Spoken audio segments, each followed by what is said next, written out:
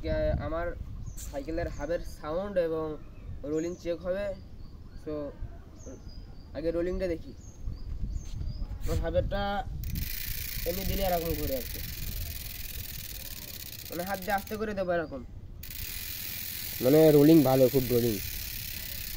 মানে প্রথম যখন কিনছিলাম তখন রোলিংয়ের সমস্যা করছিল, এখন আবার কোনো রোলিংয়ে কোনো প্রবলেম হচ্ছে না আর কি।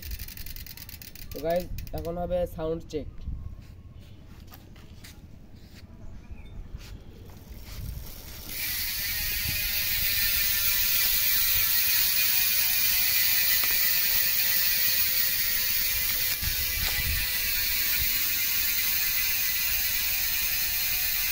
তখন নাকি প্রথম কিনিলাম হাফ, তখন মনে করো যে ভালোই সমস্যা এসেছিল।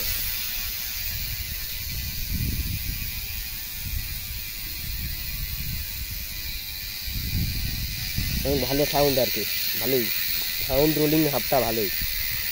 কিনার কয়দিন হয়তো প্যারা খাতে হবে, তারপরে খুব ভালো হাফটা আর কি।